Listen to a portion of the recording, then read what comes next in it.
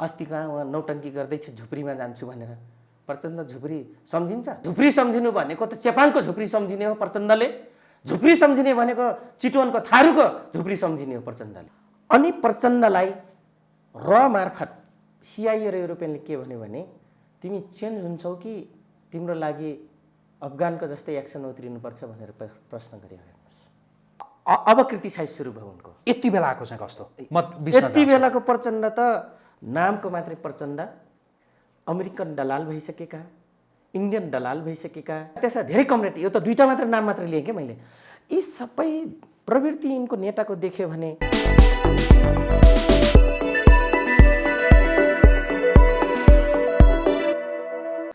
नमस्कार आदरणीय दर्शकवृन्द, आजको प्रेसको यो अर्को एउटा विशेष संवादमा यहाँहरूलाई धेरै स्वागत छ। म रोहित भण्डारी।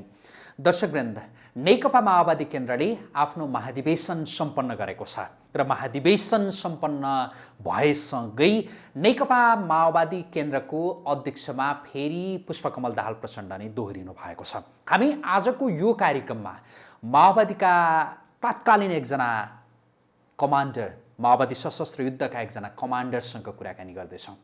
यहाँहरूले हाइलाइट्सबाट पनि देखिसक्नुभयो, थाहा पाइसक्नुभयो।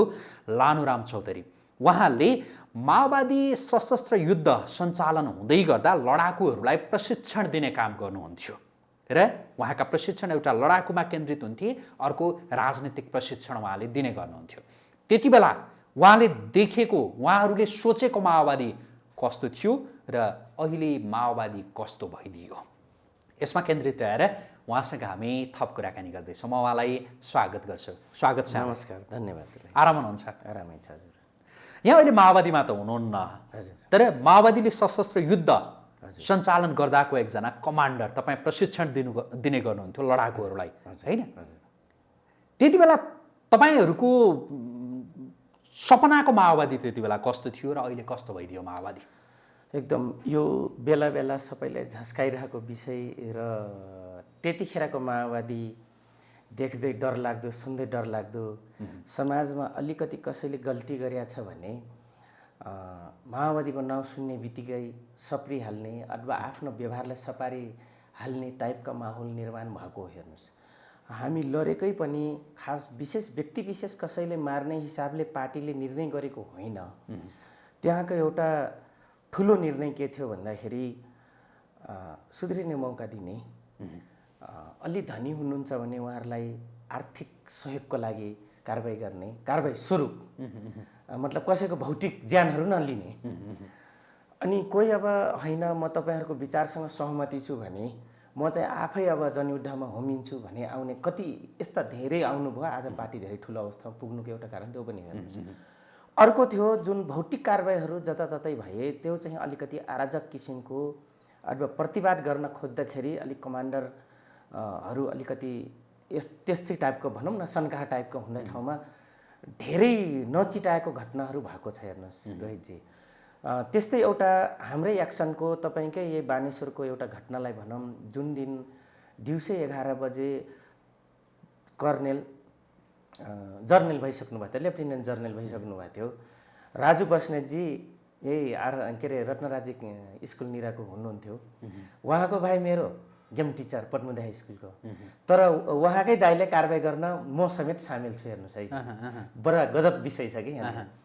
गर्ने क्रममा पार्टीले निर्णय गरेको थियो अहिले तत्काल रिटायर हुनुभएका राजु बस्नेतजीलाई, उहाँको भाइलाई, तर अनुहार मिल्दोजुल्दो, किन उहाँहरू धेरै दाजुभाइ हुनुहुन्छ, मिल्दोजुल्दो अनुहारमा अब निस्क्यो कर्नेल के जर्नेललाई हान्न पाए पनि हुन्छ नि भनेर कमान्डरले मिस तपाईँको गाइडलाइन गर्दाखेरि एक्सनमा परेकोहरू छन् है। त्यतिखेर किरण बस्नेतज्यूलाई भौतिक कारबाही गर्ने कुनै पनि निर्णय थिएन केन्द्रीय कमानको। जो यहाँ एसटिएफ थियो, जो हामी थियौँ यहाँ धेरै जसो अलि लडाकुहरू, त्यसै राजनीतिक अनि बुद्धिजीवीसँग सबै रिलेटेड भएका हामीहरू जो अगाडि आइपुगेका थियौँ फ्रन्ट पेजमा। अब त्यो बेलाको माओवादी कुरा गर्नुहुन्छ भने दायाँ बायाँ नहेरिकन त्यो समय अवधि र निर्देश गरेको विषयलाई एक्सनमा उतारिहाल्ने र केन्द्रीय पार्टी चाहिँ तुरुन्तै जवाबदेही त भइहाल्ने अवस्था थियो। मैले सोलो डोलो मात्रै यहाँले कुरा गर्दैछु होइन। अनि आर्थिक सांस्कृतिक मामलामा निकै टाइट त्यसपछि आचरणमा निकै टाइट, पहिला सुरु त आचरणै सुधार्नु पर्थ्यो हेर्नुहोस्। अनि कठोर तपाईँको मानसिकता, जस्तै कतिपय कुरा म मेरै बारेमा भनौँ, अरूलाई पनि भनौँ, धेरै त्यहाँ हिमाल शर्मा लगायत हुनुहुन्थ्यो, बुद्धिजीवीको प्रचण्डकै दाहिने हात भएर बस्नु भएको छ अहिले शिक्षक सङ्गठनको अध्यक्ष कृष्णराज केसीजी। एउटा कृष्ण केसी हुनुभयो, विद्यार्थीको हुनुभयो उपाध्यक्षजी, अनि कृष्णराज केसी शिक्षक सङ्गठनको हुनुभयो। हेर्नुहोस्, उहाँलाई मैले नभन्नुहोस् है, तपाईँले छालै टारे पनि नभन्नुहोस्, तातो पानी खन्याए पनि नभन्नुहोस् है भनेर मैले तपाईँको मसँग लगेर सुटाइदिएपछि मैले गाइड गरेको विषयहरू छ क्या। मतलब नभन्नु होला, भोलि केन्द्रीय पार्टी क्षति हुन्छ। क्षति हुनु भनेको हामी जस्ता व्यक्ति मात्र होइन, हामीप्रति पोजिटिभ सिम्पेथी राख्ने जनतालाई पनि क्षति हुन जान्छ भनेर तपाईँको मैले हिरासतभित्रै पनि बेसरी पुलिस आर्मीको लाट खाएर भए पनि भैरवगढ त कमान्डो फोर्स हो हेर्नुहोस् है, गाह्रो पनि हो त्यहाँ बाँचेर आउने एकाट हामी त नाफाको जिन्दगी बाँचिरहेको छौँ रोहितजी। हेर्नुहोस्, त्यो अवस्थाको कार्यकर्ताको भनौँ न मनोबल के एकदम कठोर मनोबलको माओवादी र 2064को 64 अझै नभनौँ रोहितजी, 63 पछि शान्ति प्रक्रियामा आइसकेपछि त त्यो बेलाको माओवादी र अहिलेको माओवादी कुरा गर्नुहुन्छ भने फेज छ। म तपाईँले भन्छु 52 देखि 58 को एउटा फेज छ माओवादीको, त्यो किसिमको निरन्तरता र त्यो किसिमको तपाईँको लगनशीलता, एकदम नेतृत्व कडा। त्यसपछि 60सम्म हामी आउन्जेलसम्म अझै कडा छौँ, किन भन्दाखेरि त्यतिखेर त तपाईँको सेनाले जहाँ पायो इन्काउन्टर गर्ने आदेश दिएको छ। कसैले है आतङ्ककारी हुन् नराख्नु होला है, भात पनि नखुवाउनु होला है, सुत्न दिने पनि आतङ्ककारीको बिल्ला लाउँछ भनेर घोषणा गरेको अवस्था थियो। हेर्नुहोस् है, अनि 60 देखि 62सम्मको एक किसिमको एउटा फेज छ। शान्ति प्रक्रियामा आइसकेपछि 63 देखि 64 अझै 64 को लिउँ न, चुनाव अन्तिम संविधान र संविधान सभाको चुनाव गराउने फेजसम्म र 2074 को फेजसम्म आउन्जेलसम्म माओवादीको अब क्रियाकलाप तपाईँ हामीले खुलेआम नै क्रिटिसाइज गर्ने, अथवा तैँले गलत गरिस् त सही गरिस् भन्ने अवस्था चाहिँ आइपुग्यो। त्यति अब यहाँलाई रोकेर सोधेँ, यहाँले जो फेजको कुरा गर्नुभयो, म 52 देखि 58मा फर्किन्छु होइन, जुन पहिलो फेज यहाँले पहिलो फेज तपाईँ सुरुवातदेखि नै हुनुहुन्थ्यो होइन? म 52 देखि हो, 52 देखि नै हुनुहुन्थ्यो। तपाईँ र तपाईँको श्रीमती दुवैजना हुनुहुन्थ्यो भन्ने? मेरो श्रीमती 55 देखि डब्ल्युटी हुनुभएको। ठिक छ, 1-2 वर्ष तलमाथि होइन? तपाईँहरू दुवैजना हजुर माओवादी सशस्त्र युद्धमा तपाईँहरू सामेल हुनुहुन्थ्यो र त्यो पहिलो फेजको कुरा गर्ने हो भने तपाईँको कमान्डर, सर्वोच्च कमान्डर प्रचण्ड, जो अहिले पनि माओवादीको सर्वोच्च नेता नै हुनुहुन्छ होइन? त्यति बेलाको सर्वोच्च कमान्डर प्रचण्ड र अहिलेको माओवादीको सर्वोच्च नेता प्रचण्ड, त्यो तुलनामा एकछिनमा गर्छु। 52 देखि 58 को प्रचण्डलाई सम्झिनुहोस् त, कस्तो हुनुहुन्थ्यो प्रचण्ड?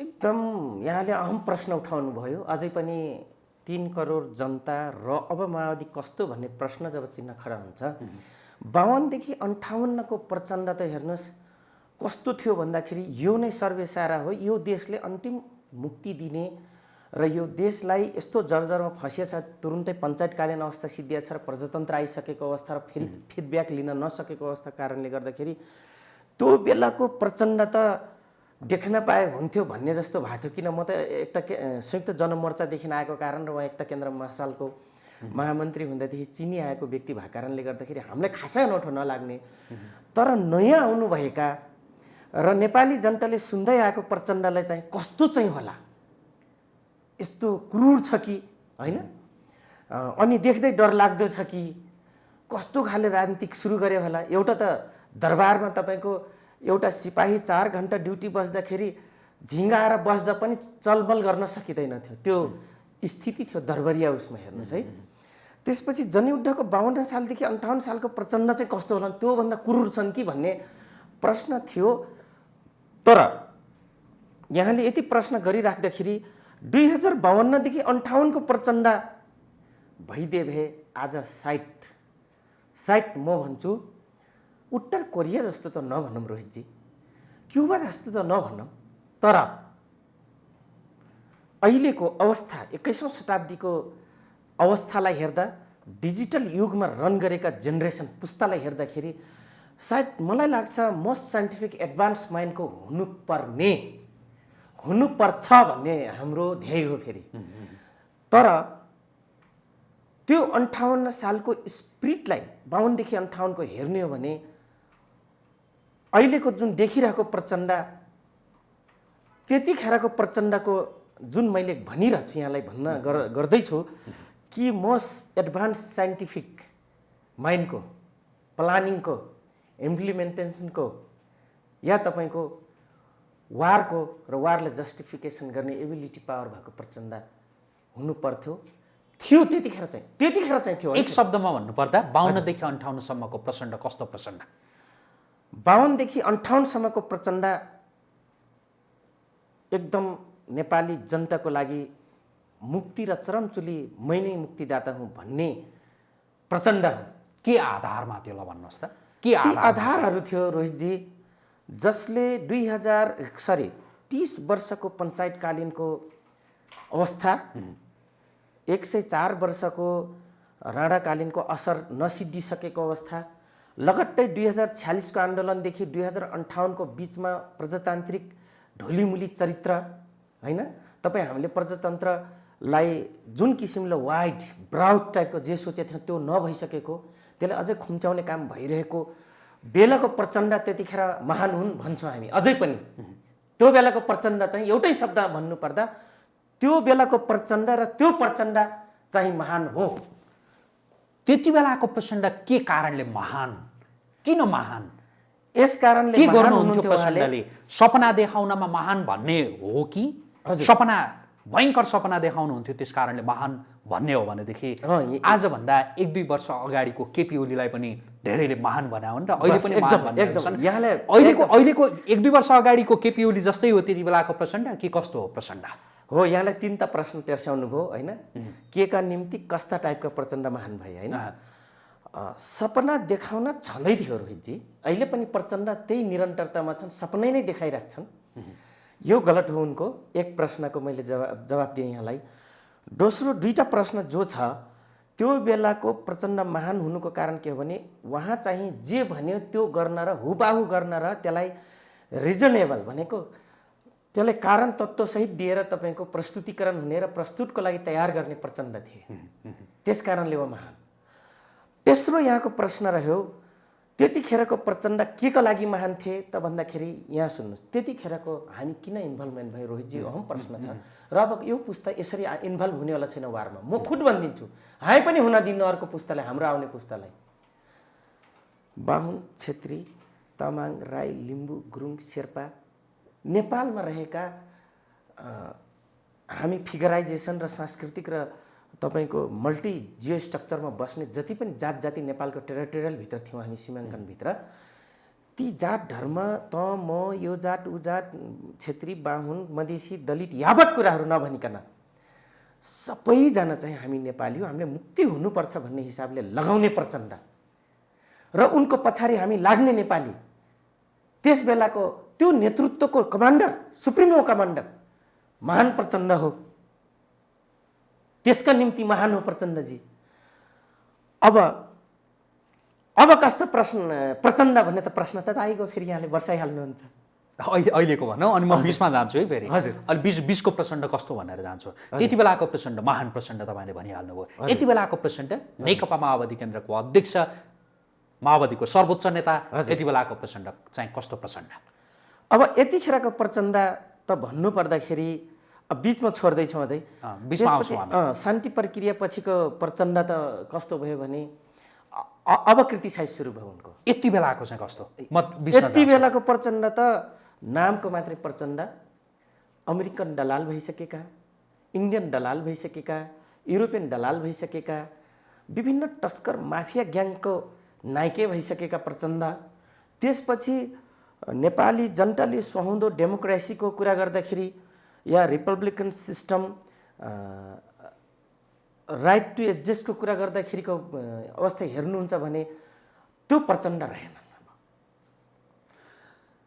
अमेरिका जसलाई साम्राज्यवादी भनेर बारम्बार भन्ने तपाईँ कमान्डर, तपाईँका सर्वोच्च त्यति बेलाका नेता र अहिलेका पनि माओवादीका सर्वोच्च नेता, सुप्रिमो कमान्डर प्रचण्ड, जसले साम्राज्यवादी भनेर तपाईँ भन्नुहुन्थ्यो, उहाँले भन्नुहुन्थ्यो। हजुर। अहिले चाहिँ एकाएक प्रचण्ड कसरी त्यही अमेरिकाको तपाईँकै शब्दमा दलाल बन्नुभयो भन्नुहोस् त यति बेला? बहुत अहम प्रश्न उठाइदिनु भयो यहाँले। साम्राज्यवादी हो जसको भूगोल र जसले आफ्नो भूगोललाई र जनतालाई पाल्नको लागि पनि उच्चतम विकास गर्ने क्रममा कसैको नीतिलाई अवलम्बन गर्ने, कसैको नीतिलाई दबाउने, कसैको उत्पादनलाई आफ्नो बजारीकरण गर्ने त आफ्नो उत्पादनलाई जबरजस्त पेल्ने नीति अहिलेको 21औं शताब्दीको साम्राज्यवादी त्यो हो।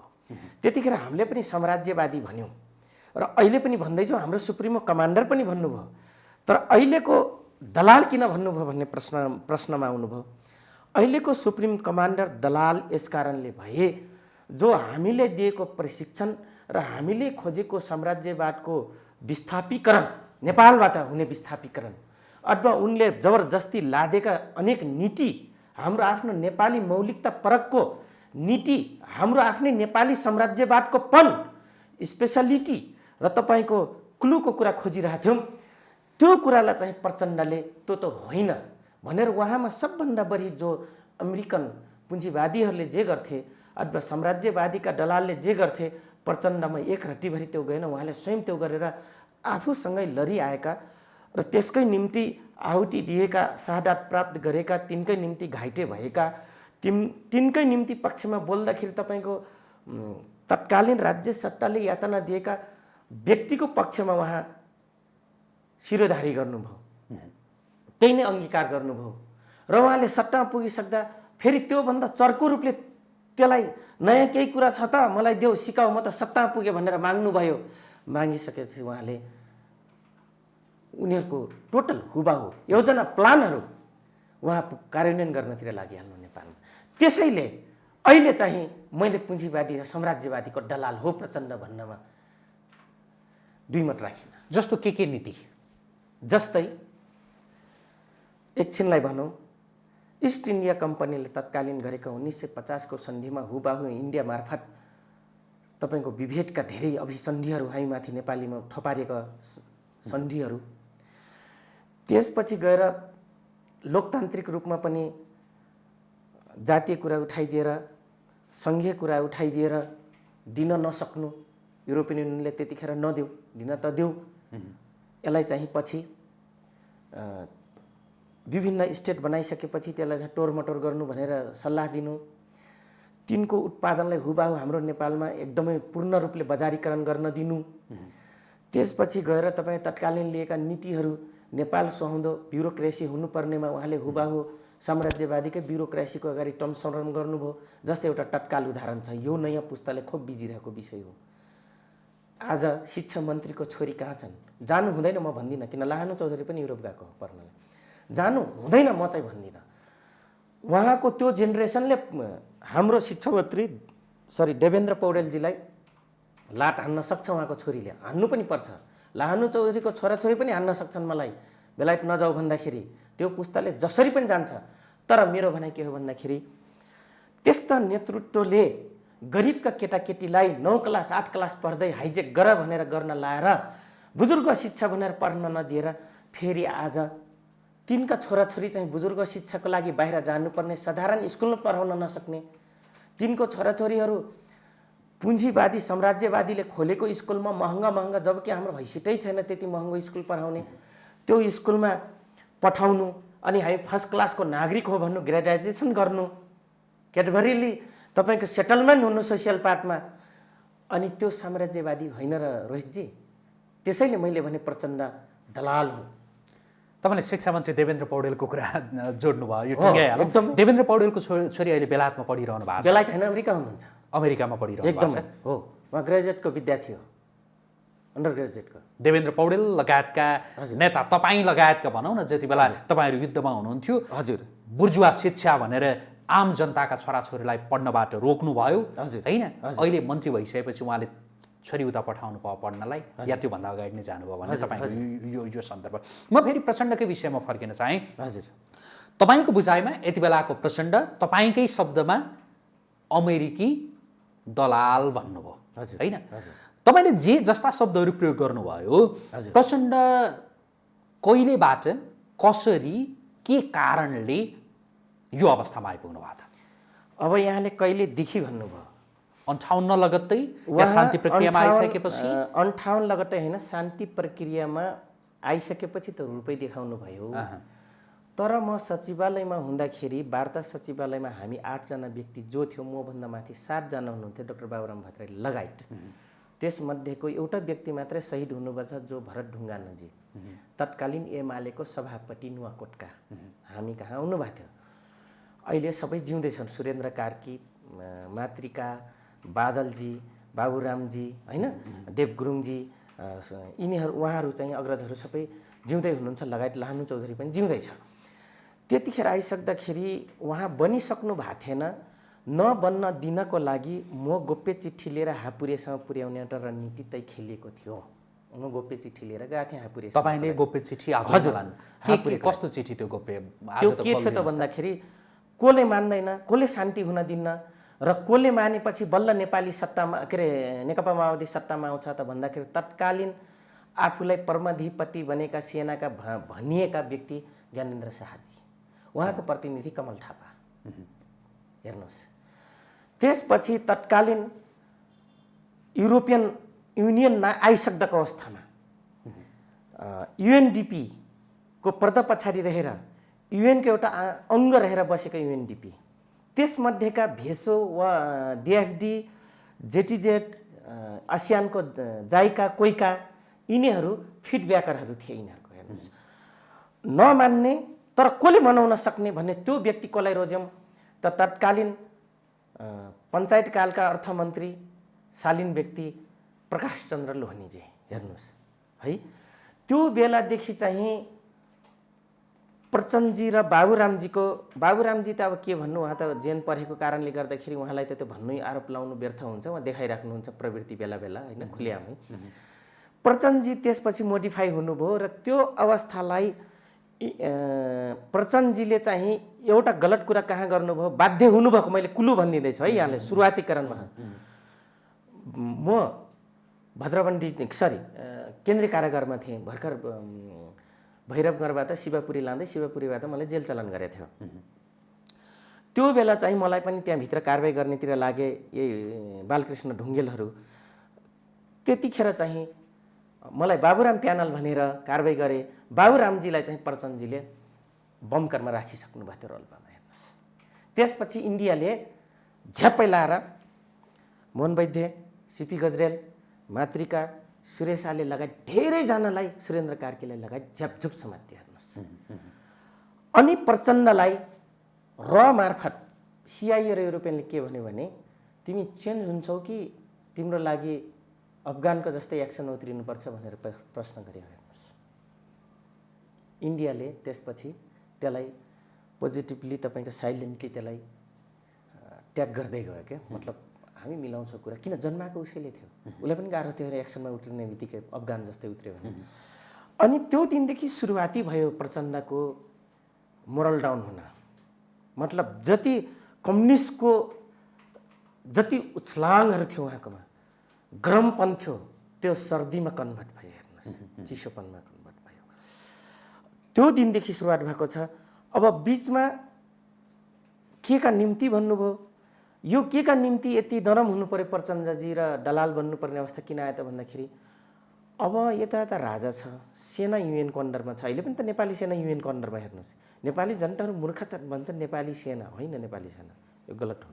हामी हाई लेभलबाट बुझ्दछौँ। हेर्नुहोस्, त्यो बेला पनि देखेछौँ हामी। म सचिवालय खुद सचिव भए मान्छे हो, सचिवालय सम्हाल्ने मान्छे, मलाई खुद थाहा छ कि कसले यस गर्न र नो गर्न लाउँथ्यो। त्यही भएर टार्गेट परेको। हेर्नुहोस्, किरण बस्नेतजी, राजु बस्नेत टार्गेट परेर किरण बस्नेतजी गुम्न पुग्नु भएको छ, अनि विवेक शाह।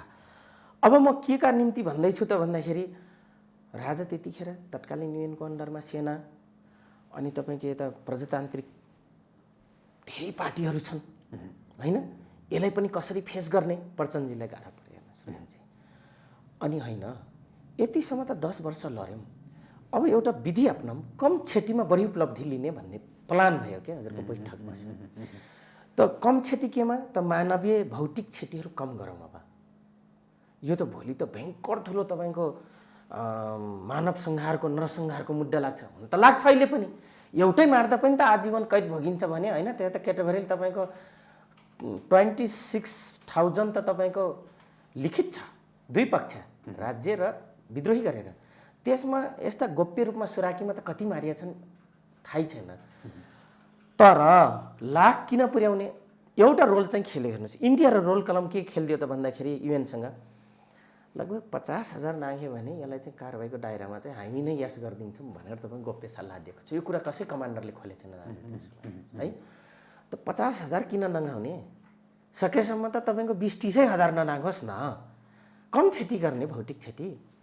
त्यसको निम्ति के गर्ने, त्यो युएनले यो मान्ने, हामी वार्तामा आउन तयार छौँ, पटक पटक आउन तयार छौँ। तर हाम्रो वार्ता पछिको हाम्रो राज्य, हामी त आतङ्ककारिता हुन चाहन्नु, हामी त राज्य ग्रिप गर्नको लागि, एचिभ गर्नको लागि मात्रै वार गरेको हौँ भनेर प्रचण्डजी बाबुरामजीले फेस गरिहाल्नु भयो हेर्नुहोस् रोहितजी। त्यसपछि त्यहाँबाट प्रचण्डजी अलिकति ग्रिपमा पर्नुभयो युएनको। तेस्रो ग्रिप पर्नुभयो। अब यहाँलाई भनौँ तेस्रो ग्रिप चाहिँ जब व्यापक रूपमा भ्याली सिद्धिसकेपछि, ठानकोट सानकोट सबै हानिसकेपछि अन्तर्राष्ट्रिय क्षति त हुने कुनै अवस्थै छैन रोहितजी है। जति मरे पनि नेपाली दाजुभाइ मरे दुईतिर।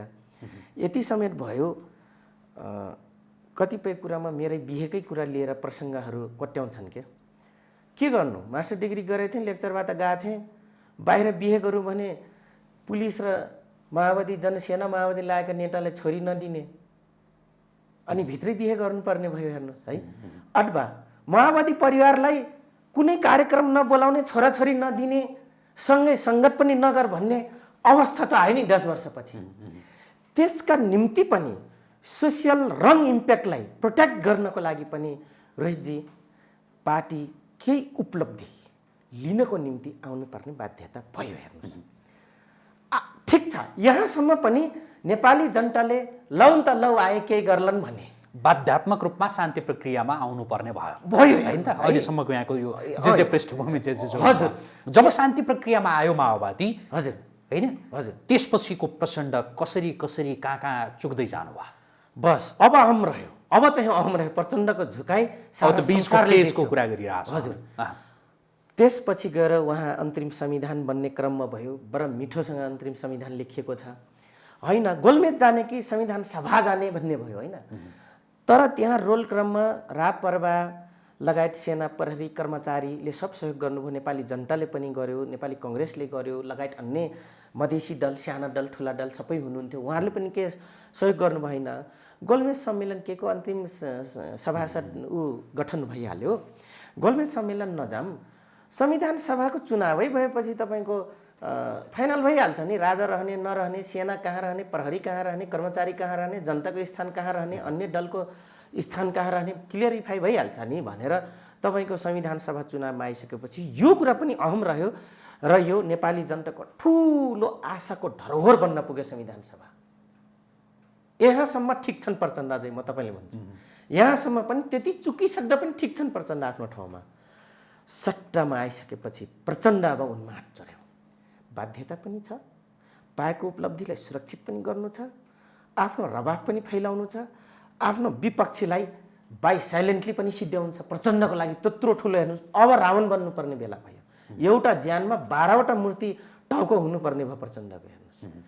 त्यसपछि गएर संविधान सभाको चुनावपछि उहाँ 2/3 बहुमत प्राप्त गरिसकेपछि त प्रचण्डको त स्खलन सुरु भइहाल्यो। अब लुकेर हानेर वार गर्नु र दिवा सपना देखाउनु र राज्य सट्टा बागडोर लिएर कुर्सीमा बसेर तपाईँको कृष्ण र अर्जुनले हाँकेको रथलाई यति धेरै घोडाहरू चढाइसकेपछि ठिक ठाउँमा लानलाई कतिवटा डोरी हुन्छ, त्यो कन्ट्रोल गर्नु त प्रचण्डको लागि त महँगो भारी पर्न गयो। त्यसपछि प्रचण्डजीको निकै ठुलो भयो सेना संयोजन प्रक्रियामा। रोहितजी देख्नुभयो यहाँले, चेक समेत खोसेर भागेकाहरू। सेना ब्यारकी सिस्टम आइसकेपछि खुलेआम तपाईँको पैसा माग्नेदेखि लिएर भ्रष्टाचारदेखि लिएर तपाईँको नक्ली जनसेना लगेर भित्र क्यान्टोनमेन्टमा घुसाइदिनुदेखि लिएर होइन प्रचण्डजीको क्रियाकलाप सुरु भयो। त्यसपछि सांसदहरू चुन्ने क्रममा जातीय प्रतिनिधित्व भयो, समानुपातिक तपाईँको इक्वल रिप्रेजेन्टका कुराहरू भए, ठिक छ, त्यहाँसम्म पनि ठिक थियो। तर इक्वल रिप्रेजेन्ट पछि उहाँले राइट एडजस्ट गर्ने क्रममा उहाँ फेरि इन्भल्भ मात्रै गराउने, तर आफूले यस भने यस, नो भने नो। बा विपक्षीलाई पनि उसको राम्रो धाराको कुरा अथवा एडजस्टमेन्ट, नेपाली जनताको लागि राम्रो लाइनहरू आउँदैछन् धारामा एडजस्ट गर्नको लागि, लेखिनको लागि भने त्यसलाई रिजेक्ट गर्न सक्ने समेत उहाँले ट्रेन गरिदिनु भयो। अनि 69 पछि वैद्यबा उता गइसकेपछि त फेरि अब अर्को वृत्तान्त सुरु भयो। यहाँले देखिहाल्नुभयो चुनावमा जाने र नजानेमा।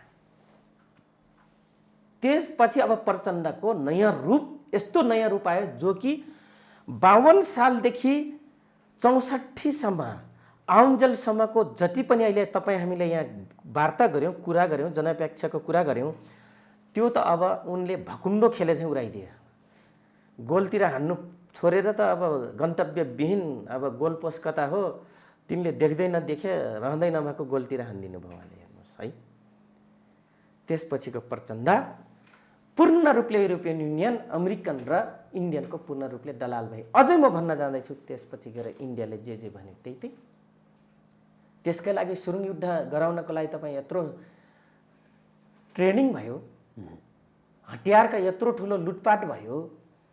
हतियारलाई ठिक छ व्यवस्थापन गर्नु जरुरी थियो, किनभने हतियार भने यस्तो विषय हो रोहितजी, एउटा सोझालाई हतियार दिदिनुहोस्, पट्काएर देखाइदिनुहोस् र गोली भरेर उसको हातमा दिनुहोस्, या त ऊ काँप्छ या त ऊ पट्काएर त्यो दिनदेखि आजादी सुरु गर्छ। हेर्नुहोस्, त्यस्तो चिज हो हतियार, पोटेन्सियल पावर हो। हेर्नुहोस्, लाटा सोझाको लागि हतियार जहाँ रक्सीको भन्दा फरक उन्माद हो, त्यो जेनेटिकल इभुलेट गरिदिन्छ। हेर्नुहोस्, वंशाणु असर गरिरहेको हुन्छ त्यसले हतियारले।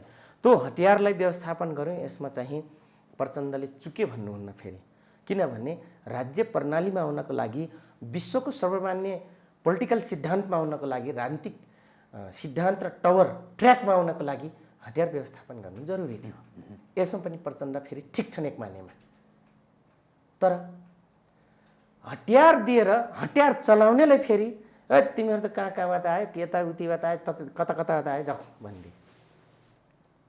ह्युमन रिसोर्सेस म्यानेजमेन्ट आज नहुँदो हो भने, चाइनाको पपुलेसन छोडिदियो भने, चाइनाले म्यानेजमेन्ट गरेन भने, कन्ट्रोल गरेन, सिस्टममा ल्याएन, तपाईँको अनुशासनमा बाँधेन भने त रोहितजी चाइनिज भोटेहरू छुट्यो भने पृथ्वीभरि नेप्टी अनुहार र त्यही रक्त के अरे पहिलो चन्दन घसेको छाला जस्तै मात्रै देखिन्छ। हेरिराख्नु होला तपाईँ। हामी ब्ल्याक स्किन त कहाँ जान्छौँ, हराइहाल्छौँ, औँलामा गन्ने भइहाल्छ। हेर्नुहोस्, त मेरो भनाइ पनि के हो भने, प्रचण्डजीले त्यो हतियार समातेका त्यो जट्ठालाई म्यानेजमेन्ट गर्नु पर्थ्यो। प्रचण्ड त्यहाँ पनि चुक्नु भयो। अझै म तपाईँले भन्छु, म पार्टी बाहिर निस्किसक्दा पनि मैले, किनभने सबैको कुरा सक्ने, सुन्न सक्ने एउटा क्षमतावान व्यक्ति केन्द्र लेभलमा मैले नजिकबाट देखेको व्यक्ति महाराजी हुनुहुन्थ्यो, जो कडा फलामलाई लिबरल एउटा लचकदार धातुले जोइन गर्छ नि, त्यसरी हार्ड माइनर र तपाईँको मिडिल र तपाईँको लो माइनरलाई, लाइनहरूलाई जोड्नको लागि काम गर्ने, ब्रिजको रूपमा काम गर्ने, पुलको काम गर्ने एउटै पात्र थिए। त्यो बेला पनि महाराजी नै थिए रोहितजी। म गएँ, अग्रज सेनालाई यसरी संयोजन नगरौँ, के गर्ने भन्नुभयो। मैले भने यो सेनालाई नेपाली सेनै बनाऊँ, फुली त्यही लगाइदिउँ, नामाकरण त्यही गरौँ, राज्यले तलब दिइहाल्छ, ब्यारेक तर फरक राखौँ। के बनाएर ब्यारेक फरक राखौँ?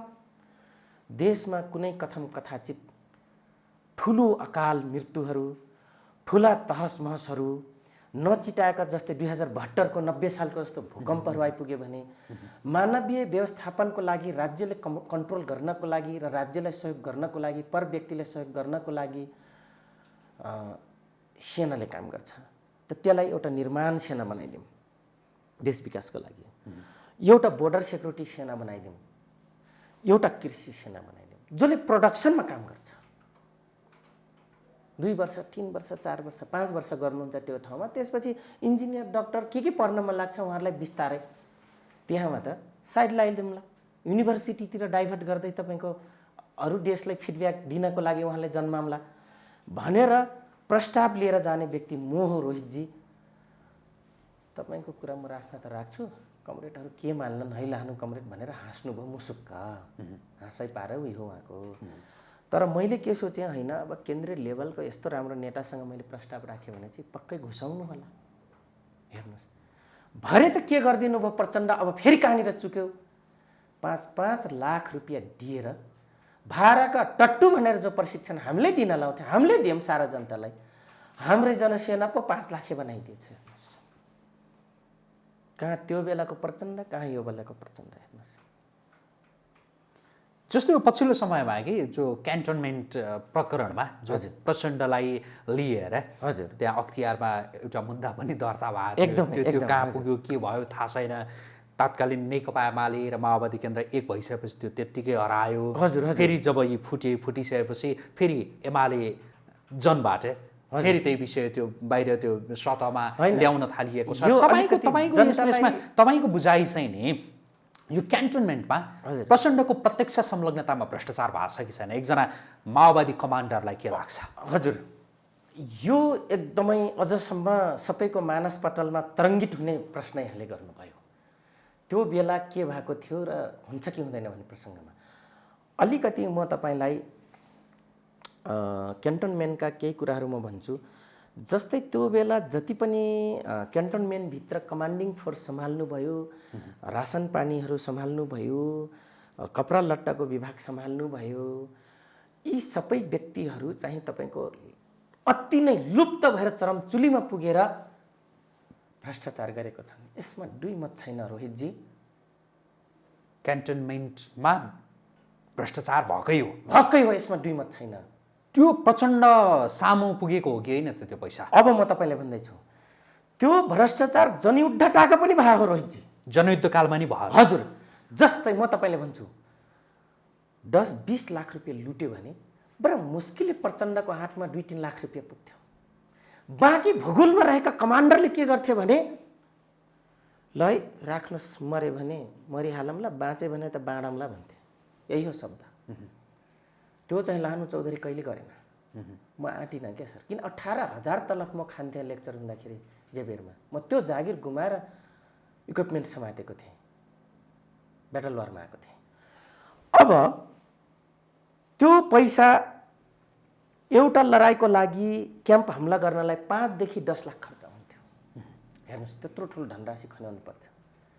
एउटा चौकी हान्नलाई नर्मल 2 देखि 3 लाख 5 लाख खर्च हुन्थ्यो रोहितजी। किन तयारीपूर्वक जानु पर्थ्यो। राज्यको हातमा त सबै कुरा थियो नि, चाहे उनीहरूले जे पनि गर्न सक्थ्यो नि। हामीसँग के थियो त त्यही 8 ट्रक लुटेको हतियार, बाँकी तरसाई सरसाई गरेर ल्याएको भरुवा बन्दुक र तपाईँको त कटो पिस्टल त्यो पनि थिएन। मैले कुनै प्रसङ्गमा भनेको छु नि, दीपक मनाङले मैले मार्न त बचाउँदा 2 बरार पिस्टल पाएको भनेर त्यही बेला ठोकेको यसलाई किरण बस्नेतले। कुनै प्रसङ्ग मैले भनेको छु नि मिडियामा खुल्याम, थिएन यहाँ, हतियारै थिएन, यहाँ चाहिँ थिएन, बाहिर थियो।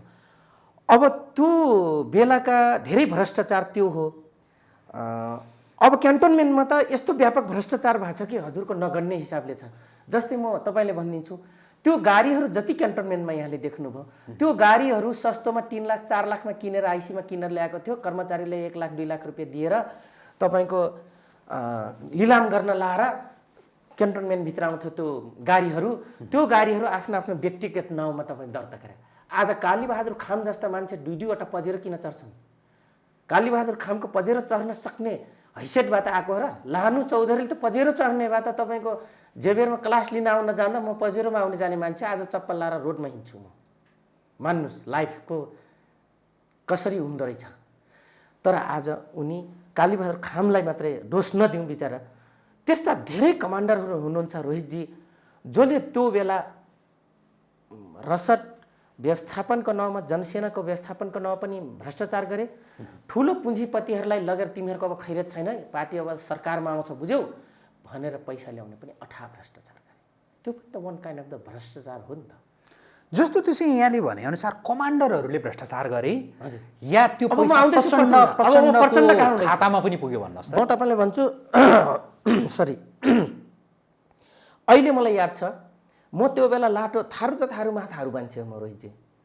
म UN विभागबाट सचिवालयमा तपाईँको केही नभने मेरो नाउँमा रसिद त तपाईँको 9-10 लाख रुपियाँ महिनारी काटेर छ नि त, पेमेन्ट काटिँदो रहेछ। हेर्नुहोस् त्यो कुरा जम्मै प्रचण्ड कहाँ गयो? मानव केन्द्रीय पार्टीमा गयो क्या, मेरो नाउँमा त म एउटै व्यक्तिको मात्रै उदाहरण दिँदैछु। त्यसमा 8-9-10 जना तपाईँको आन्तरिक म्यानेजमेन्टहरू थियो हाम्रो वर्षमान पुन्जीहरूको हाइकमान्डभित्रको, होइन उहाँहरूको पैसा। अनि प्रचण्डलाई त्यहाँ अथाह पैसा आएको छ, बाबुरामको नाउँमा आएको छ, लगायत सिपी गजरेलको नाउँमा, सिपी गजरेलको नाउँमा, सुरेन्द्र कार्कीको नाउँमा, तपाईँको हिसिले हामीको नाउँमा। त्यो युएनबाट आएको पैसा? युएन मात्र होइन, ग्लोबलाइजेसन जुन पिस प्रोसेसको लागि जो फाउन्ड थियो युएनभित्र, युएन एउटा माध्यम भयो निकासा गर्ने। जस्तो के नाममा आउँथ्यो त्यो पैसा चाहिँ अलिकति त्यो क्लियर चाहिँ गरिदिनुहोस् त। पिस बिल्डिङको नाउँमा। पिस बिल्डिङका नाममा? हजुर। तपाईँ कमान्डरहरूको? कमान्डर मात्रै होइन, दुई पक्ष, सरकारको पक्ष र कमान्डर, मतलब त्यहाँ को छ कमिटीमा दुवै पक्ष विद्रोही पनि र सरकारलाई पनि आउँथ्यो पिस बिल्डिङको नाउँमा होइन। अब यो कुरा त मिलिट्रीसँग उठाउनै बाँकी छ। यहाँ एकजनाले त अस्ति मलाई भने पनि त के जान्दछस्, म कर्नेल हो। मैले भने त त्यही भएर मैले तिमीहरू स्वास्नी पाल्न मात्रै जानेछस्, स्वास्नी मात्रै पाल्न नसके हो क्या तिमीहरू फुलिला। लाहानु चौधरी त्यो जान्दछ, कुनै दिन फ्ल्यास गरिदिउँ न त नेम लिस्ट, मर्छौ कि बाँच्छौ त्यो दिन। त्यति मिलिट्रीले पनि भ्रष्टाचार गरेछ। अब आएँ म प्रचण्ड ठाउँ, यो आधारहरू म दिँदै थिएँ तपाईँले के कारणले भ्रष्टाचार हुन्छ भनेर। प्रचण्डजी त्यो बेलासम्म भ्रष्टाचार गर्नुभयो, क्यान्टोनमेन्टभित्रको विगतको सरकारमा आइसकेपछि ठुल्ठुला जसले आजको दिनसम्म उहाँको बसाइ कसको घरमा छ? साधारण मान्छेको घर डेरा लिएर यहाँ देख्नु भएको छ र? ठुल्ठुला राज्यलाई दोहन गर्ने, राज्यको पैसा ढुकुटी सिद्ध्याउने ठेकदारको घरमा बसिया होइनन् र? अस्ति कहाँ उहाँ नौटङ्की गर्दैछ झुप्रीमा जान्छु भनेर। प्रचण्ड झुप्री सम्झिन्छ? त्यो झुप्री बस्नु भनेको काले कामीको झुप्री सम्झिने हो? झुप्री सम्झिनु भनेको त चेपाङको झुप्री सम्झिने हो प्रचण्डले? झुप्री सम्झिने भनेको चितवनको थारूको झुप्री सम्झिने हो प्रचण्डले। त्यस कारणले लाहानु चौधरी 100 होइन 200 विश्वासिलो म छु। Prachanda never return back. झुपडी villagers life never return back. I'm confident. कसले जान्दछ प्रचण्डले? म त्यही दाहालको घरमा धर्मपुत्र भएर मास्टर डिग्री गरेर निस्के मान्छे। 18 पुस्ता जान्दछु दाहाल परिवारको विधिवत तरिकाले। कुन दाहाल परिवारको? म यज्ञनी दाहालको धर्मपुत्र हो। रेडियो नेपालमा जो जदौ यज्ञनी दाहाल भन्नुहुन्थ्यो, म उहाँको धर्मपुत्र हो। त्यस कारणले त्यो विरासत म जान्दछु। तर मैले क्रिटिसाइज गरेँ होइन दाहालको फेरि, किनभने त्यो मेरो घर हो, त्यो मेरो परिचय हो। जन्मिँदा त म थारूको घरमा जन्मेँ, तर मेरो जीवन एउटा दाहाल परिवारबाट आएको छ। तर अर्को दाहालको ठाउँमा कमान्डर हुन गएको फेरि। हेर्नुहोस् है, त्यो दाहाल कहाँ, त्यो दाहाल कहाँ। तर म यज्ञनी दाहाल लगायत अन्य दाहाललाई म क्रिटिसाइज गर्दिनँ। पुष्पकमल दाहाल जो हुनुहुन्छ हाम्रो सुप्रिमो कमान्डर, उहाँ चाहिँ रिटर्न ब्याक जानुहुन्न झुप्रीमा भन्ने चाहिँ हो मेरो।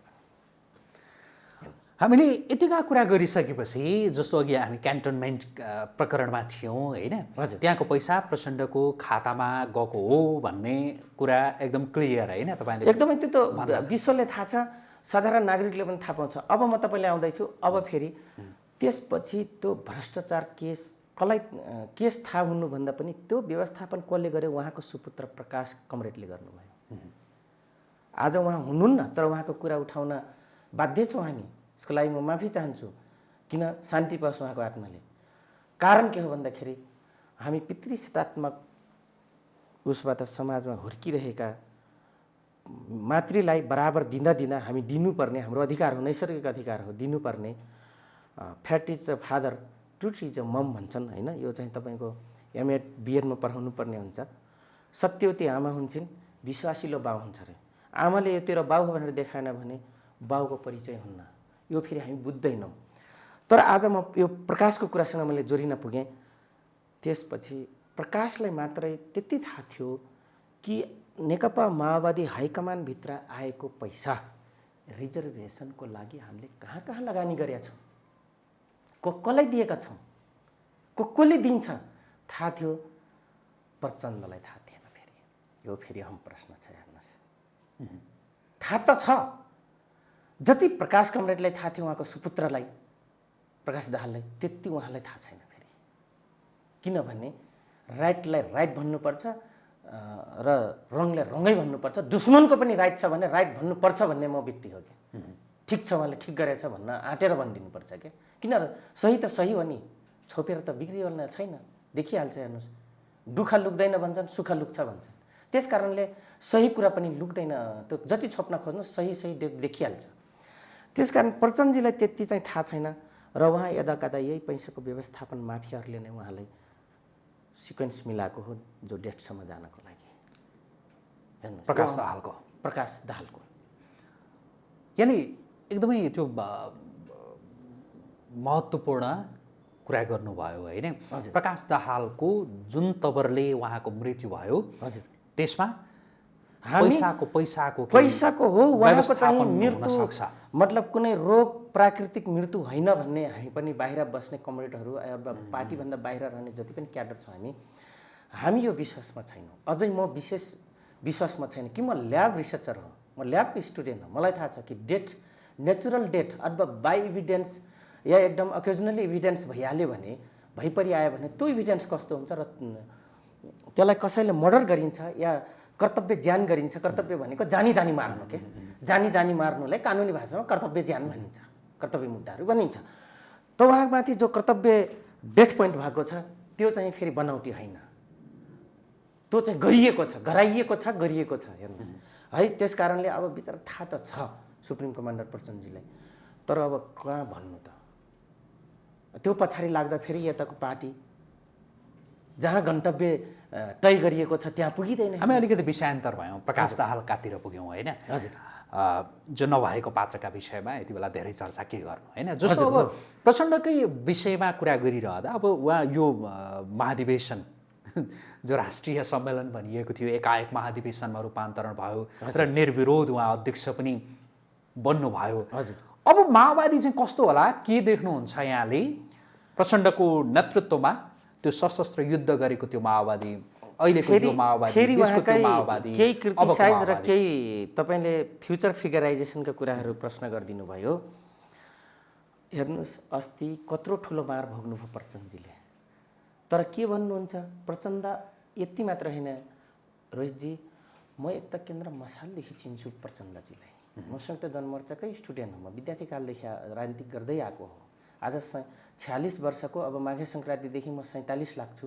त्यो दिनदेखि म 47 वर्षको 4 दशक र 60 वर्ष भनौँ न पार गरुन्जेलसम्म म राजनीतिकमा लागेकै तपाईँको बडा राम्ररी मलाई याद छ। म 2046 सालदेखि झन्डै समातेर लागेको मान्छे हो काठमाडौँ आइसकेपछि, र आजको दिनसम्म मैले प्रचण्डलाई देखिरहेको छु यही पारा उहाँको अनमेच्योर माइन्ड क्या। त्यो टिन एजस जेनेरेसनले के गर्छ केटाकेटीले त्यही टाइपको उहाँले ठुक लाएर पनि रोए जस्तो देखाइदिने, नानी बाबुलाई झुक्या जस्तो। अनि हजुर म सुध्रिन्छु, एउटा के हुन्छ भने त्यो कर्मचारीतिर हेरौँ न, एउटा पिउनले के गर्छ नि, हाकिमले थर्कायो भने हजुर म के गर्छु भनेर जुन पटक पटक हाकिमसँग माफी माग्ने, फेरि लरक्क पर्ने, फेरि फकाइहाल्ने, फेरि तपाईँको पख हाकिम तँलाई ठेला लगाइदिइहाल्छु नि, चेयरमा कहाँसँग बस्छ भन्ने जस्तो जो एउटा निजामती कर्मचारीमा एउटा कार्यालय सहायकले जो गर्छ, कहिलेकाहीँ उहाँको नेचरमा त्यो भेटिन्छ। एक दोस्रो कुरो, प्रचण्ड जहिले पनि माफी माग्नुहुन्छ, तर त्यो माफीलाई नेगेटिभ पोइन्टबाट प्रयोग गर्नुहुन्छ उहाँले। अनि अरूले के हुन्छ भने अब भइगयो अध्यक्षजी गल्ती गरेछ माफी मागी त हाल्यो भनिदिन्छन् केन्द्रीय कमिटीका साथीहरू, सबै क्याडरहरू तल्लो लेभलसम्मको। फेरि प्रचण्डको उड्डन्त सुरु हुन्छ। हेर्नुहोस्, त्यसैले त अस्ति लेखनाथ कमरेड जस्ता, लेखनाथ न्युपाने र हजुरको तपाईँको राम कार्की जस्ता उतिखेरैको प्रचण्डजीसँगै एकता केन्द्र मसालमा त राजनीति गर्दै आउनुभएका सहयोद्धाहरूले तपाईँको त्यत्रो क्रिटिसाइज गर्न पुगे, फरक मत राख्न पुगे। तर आन्तरिक प्रजातन्त्रभित्र फेरि यो फरक मत राख्नमा अनौठो नलिनु होला मिडियाका साथीहरू र सबै अडियन्सहरूलाई म अनुरोध गर्छु। यो आन्तरिक प्रजातन्त्रको अभ्यास हो। हेर्नुहोस्, इन्टरकोर्स हो यो भनेको, आन्तरिक कोर्स गर्नुपर्छ कि त्यो, अनि बल्ल बाहिरी कोर्ससँग त फाइट लड्नुपर्छ। तर हाम्रो नेता सुध्रिन्छ कि सुध्रिँदैन यो कुराले गर्दाखेरि बाहिरी शक्तिले हामीलाई सिद्ध्याउँछ कि भनेर यसलाई इन्टरकोर्सलाई कन्भर्ट गरिन्छ, उजागर गरिन्छ पोलिटिकल इन्टरकोर्सलाई। हेर्नुहोस्, अहिले यहाँले जे प्रश्न गर्नुभयो कि प्रचण्ड अब भविष्य के, प्रचण्ड आजका दिनदेखि गोल्डन चान्स पाउनु भएको छ, फेरि इलेक्टेड हुनुभएको छ उहाँ। रोहितजी अब सुध्रिनुहुन्न, हुन त 70 वर्षको बुढो कहाँ सुध्रिन्छ र। म सिधा भन्छु, म कन्फिडेन्ट छु यो मामलामा प्रचण्डको त बिहेभ बारेमा। सुध्रिँदैनन् प्रचण्ड, तर सुधार्नलाई र सुध्रिनुलाई केही अंश छोड्न सक्छन् अग्रज हुन् सबैको निम्ति। होइन, हेड हुन्, टाउके हुन्। नेकपा माओवादी केन्द्रको बडीको हेड हो उहाँ। हेर्नुहोस्, त्यसको निम्ति केही अंश छोड्न सक्नुहोला उहाँले, तर प्रचण्ड नै सुध्रेर के नै कायापलट होला फेरि म त्यो आशा गर्दिनँ। फेरि त्यस कारणले यहाँ जे प्रश्न गर्नु कि भविष्यमा प्रचण्ड रहलन कस्ता, प्रचण्ड तपाईँले प्रश्न गरे जस्ता र मैले भने जस्तो भयो भने रोहितजी सायद अबको प्रजातन्त्रवादीहरू, अबको राजावादीहरू, अबको अधिकारवादी, पहिचानवादी भन्ने राजनीतिक दलका र त्यसप्रति आस्था राख्ने सबै राजनीतिक भ्यू बोक्ने जनसमुदायहरू चाहिँ सायद दिउँसै सपना देख्लान् कि चाहिँ लाग्छ। हामी अब कुराकानी टुङ्ग्याउँछौँ। मेरो अगाडि भएको यो माओवादीको सशस्त्र युद्ध गर्दाको यो कमान्डर लानुराम चौधरीलाई हजुर त्यो प्रचण्डको पछि लागेर ठुलो गल्ती गरिएछ जीवनमा भन्ने छ कि छैन? अन्तिम जिज्ञासा मेरो हो। यो अझै अहम प्रश्न हो। यत्रो लामो बहसपछिको यो चाहिँ पुच्छरको कुरा भयो। अब टाउको ज्यान सबैको कुरा गऱ्यौँ होइन, अब पुच्छर चाहिँ कस्तो भन्ने रह्यो होइन त। पुच्छर भनेको तपाईँको म बायोलोजीको स्टुडेन्ट हो, त्यसकारण जियोलोजीले के भन्छ भने टेल भनेको ब्युटीलाई फिडब्याकर अरे क्या। त्यो सोलो डोलो त जनावर कस्तो छ त्यो जनावरको पुच्छरले निर्धारण गर्छ अरे क्या त्यसको प्रवृत्ति रे। अब यहाँले त्यो पुच्छरको कुरा गरिदिनु भयो। म तपाईँले भन्छु ऊर्जाशील जिन्दगी जतिखेर म यङ एजमा थिएँ, थारूको बच्चो भएर पनि 24 वर्षको उमेर नपुग्दै मैले मास्टर सिद्धाइसकेको थिएँ, 24 वर्षमा लेक्चर भइसकेको थिएँ। र त्यो बेलाको ऊर्जाशील जिन्दगी म वैज्ञानिक बन्छु भनेर ट्युमा पनि लोकसेवा आयोग लडेँ होइन। अब साइन्टिस्टै भएर बस्छु, के लफडा दुनियाँ जनमोर्चाको राजनीतिक देखिसक्यो। सधैँभरि फोहोर भाषा बोल्नुपर्ने, हरेकमै ठग्नै पर्ने, लप्पन छप्पन गर्नै पर्ने, सधैँ कुरा कहिल्यै नहुने होइन। अनि छोड्ने प्लानमा थिएँ, बादलजीले त्यसपछि एक्सपोज गरिदिनु भयो, म जे बेर छोडेर आउनै पर्ने भयो र आएँ। ठिक छ, 52 सालदेखि 58 सालमा शिक्षक सङ्गठनमा थिएँ, बुद्धिजीवी सेक्टरमा थिएँ, अर्ध भूमिगत थिएँ, त्यसपछि पूर्ण भूमिगत भयो मेरो जिन्दगी। कम्ब्याट भएँ, सिधै युनिफर्म लाएँ, हतियार समातेर त्यसपछि कमान्डै गरिदिइहालेँ होइन। त्यो अवधि र त्यो बेलाको सपना र अहिले यी दिवा सपनाहरू हाम्रो पुस्ता चाहिँ लडाइँमा सिद्धिएको, नयाँ पुस्ता यहाँ भविष्य नदेख्ने, अनि रहेको पुस्ता पनि विदेश खालि पलायन मात्रै रोज्ने। रोहितजी आफू पनि स्वयं देवेन्द्र पौडेल जस्ता, हिमाल शर्मा जस्ता चाइना छोरा पठाउने होइन, लगायत त्यसमा धेरै कमरेड, यो त दुईवटा मात्र नाम मात्र लिएँ क्या मैले। यी सबै प्रवृत्ति यिनको नेताको देख्यो भने अब तपाईँको प्रश्नको मैले जवाफ दिनेछु। यी सबै देख्यो भने रोहितजी साँच्चै छातीमा हात राखेर भन्छु, हट त ठुलो गल्ती गरिएको छ जस्तो लाग्छ। हेर्नुहोस्, यस त गयो, ऊर्जाशील जिन्दगी त गयो, कमान बिना पुच्छरको बाँदर बनियो, विध्वंस गर्नतिर मात्रै लाग्यो। अब कमाउनतिर 5 देखि 10 वर्षमा योजना बनाऊँ भने नेपालमा पहिले सुरु त सिद्ध्यायो, जे जग थियो त्यो त सिद्ध्यायो नि। अथवा जिरोबाट सुरु हुन्छ। त्यो जिरोबाट सुरु गर्नलाई कहिले जन्मिन्छ, कहिले जवान हुन्छ, कहिले त्यसको म्याच्योर पनि यङ एज आउँछ, कहिले त्यसको अझै पूर्णता हुन्छ नि, जो पूर्ण क्या अहिले जो म 37-45 वर्ष एज क्रस गरिसकेपछि अब बल्ल मेरोमा पूर्णता आउला नि त। एजमा एज फ्याक्टरको कुरा हेर्नुहुन्छ भने बल्ल पूर्णता आउला नि। अब यो पूर्णतालाई 5 देखि 10 वर्षमा इम्प्लिमेन्ट गर्नको लागि फेरि मैले ऊर्जा खोज्छु। टिनेजर 35-40 को आफूसँग छैन, अनि गर्न खोज्छु, स्पिरिट छैन। जब फिडब्याकको लागि पोटेन्सियल पावरै छैन भने अब के को अब त्यो हुन्छ हो। यो सबै तपाईँलाई एकदम वैज्ञानिक कुराबाट मैले उदाहरण दिएर भने यी सबै हेर्ने हो भने मैले सायद त्यो दिन गल्ती गरेँ हो। हुन्छ, आजका लागि कुराकानी यति गरौँ। जुन समय दिनुभयो आजको प्रेसका तर्फबाट धेरै धन्यवाद। नमस्कार, धन्यवाद। हस्, आदरणीय दर्शकवृन्द, हामी कुराकानी गरिरहेका थियौँ माओवादी सशस्त्र युद्धका एकजना कमान्डर लानुराम चौधरीसँग। उहाँसँगको यो कुराकानीसँगै आजको प्रेसको विशेष संवाद अहिलेका लागि यहीँ सकिन्छ। पल पलको अपडेट र ताजा बहसका लागि आजको प्रेस हेर्दै गर्नुहोला। नमस्कार।